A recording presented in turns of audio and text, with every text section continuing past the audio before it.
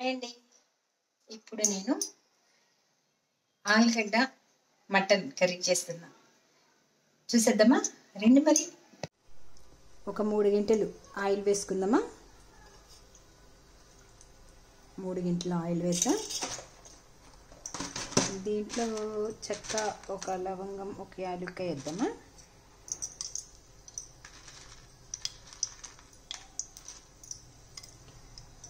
తర్వాత ఆనియన్, మిర్చి.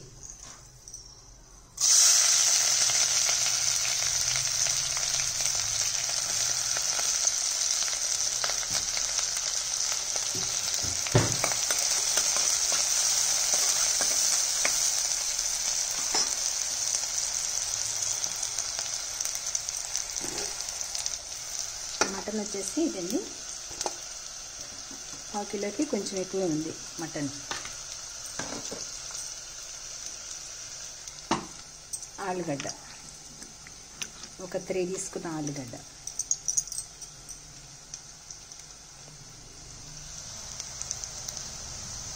Onions fry అయిపోయినాయి కదా. ఇప్పుడు కొంచెం సాల్ట్ అండ్ పసుపు వేసుకున్నాం. ఒక 3 స్పూన్స్ సాల్ట్, 1 స్పూన్ పసుపు.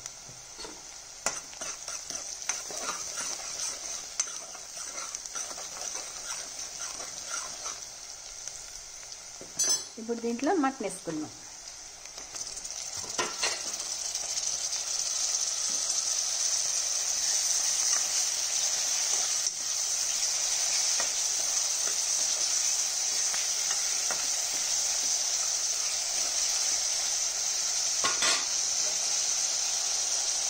మూత పెట్టేసేసుకున్నామండి.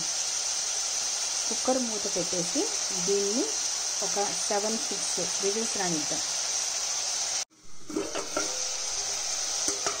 మూత పెట్టేసుకున్నాం. వాటర్ అంతా, మటన్లో ఉన్న వాటర్ అంతా వచ్చి ఇంకిపోయిన తర్వాత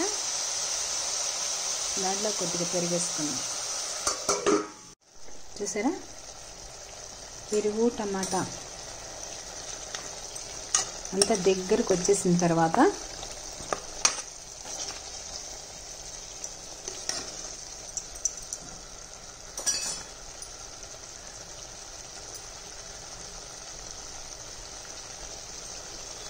ఈ టమాటా మెత్తగా ఉడకాల. ఈ వాటర్ అంతా ఇంకిపోయే వరకు మూత పెట్టేసుకుందాం.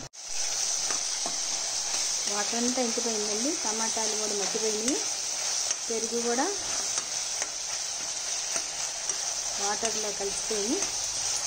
ఇప్పుడు దీంట్లో మనం ఒక 2-3 స్పూన్లు మసాలా వేసేసుకుందాం. కొబ్బరి మసాలా. ఓకేనా ఫ్రెండ్స్, చూసారా. ఇప్పుడు మనము కారం వేసుకున్నాం. తర్వాత ఒక 2 గ్లాసులు వాటర్ పోసేసుకుందాం.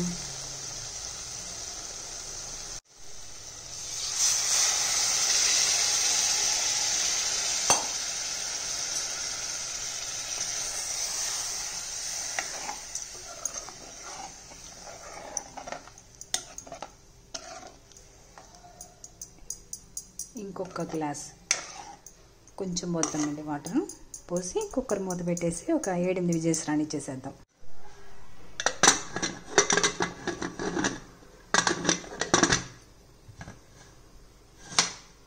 ఒక 7 విజిల్స్ రానిచ్చేసేద్దాం. మటన్ కదా, కొంచెం విజిల్స్ ఎక్కువే ఉండాలి.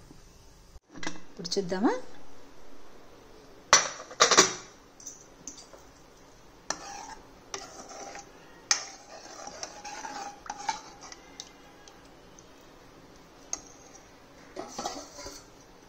అంటే పీస్ ఉడికిందా లేదా చూద్దాం.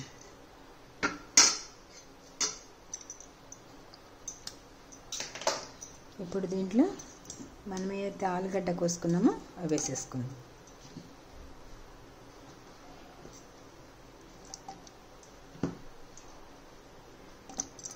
ముందే వేసుకుంటే ఏమవుతుందంటే, ఈ కుక్కర్కి ఏమన్నా ఈ మటన్కి 8 విజిల్స్ రావాలా.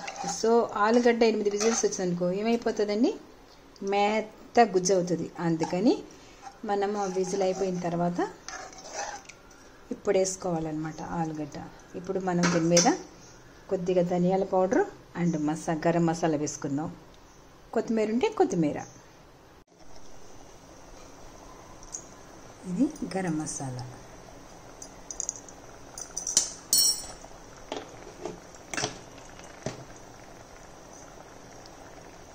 పీస్ మెత్తగా అయింది కదా, ఇంకొంచెం మెత్తగా వస్తుంది. ఆలుగడ్డ కూడా ఉడికిపోతుంది కదా, అప్పుడు ఇంకా మెత్తగా ఉడికిపోతుంది.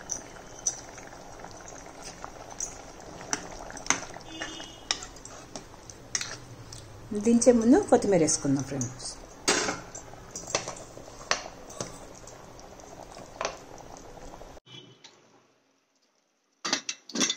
ఒక విజిల్ రానిద్దామండి.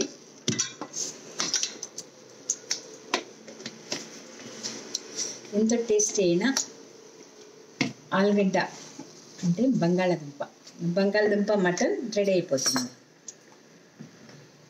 2 minutesలో. ఒక విజిల్ రానిద్దాం.